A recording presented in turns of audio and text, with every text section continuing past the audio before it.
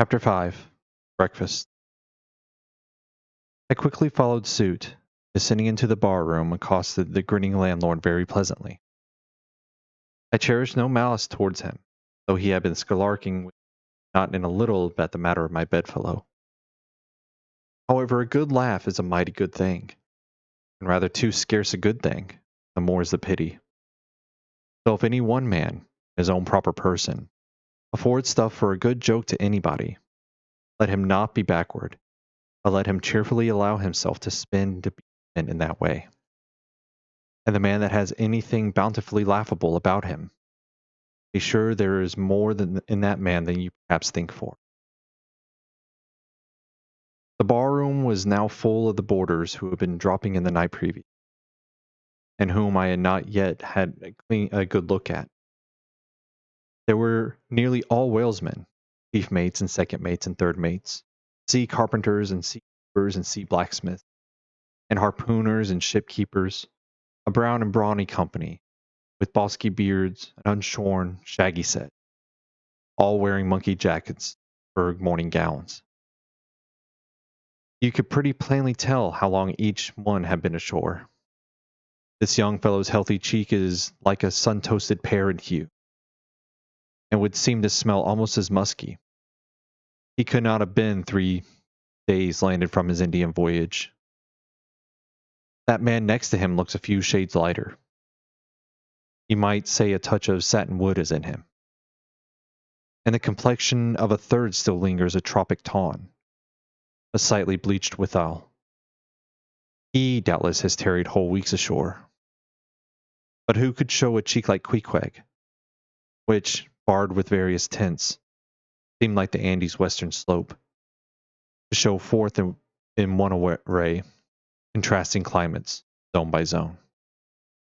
"Grub, ho!" now cried the landlord, flinging open a door, and in we went to breakfast.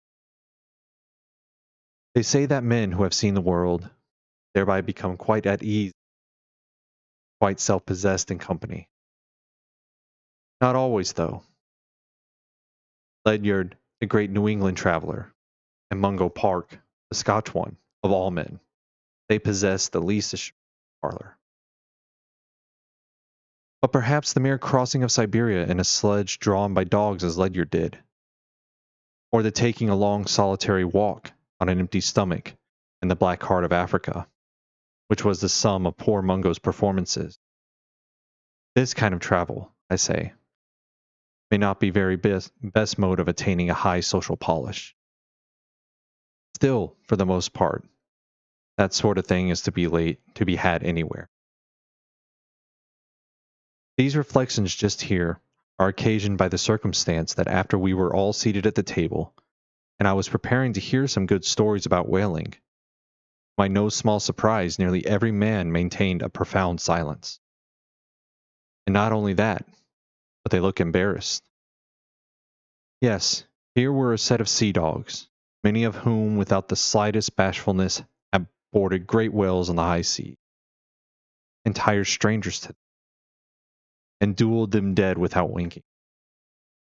And yet, here they sat at a social breakfast table, all of the same calling, all of kindred tastes, looking round as sheepishly at each other as though they had never been out of sight of some sheepfold among the green mountains. A curious sight, these bashful bears, these timid warrior whalesmen.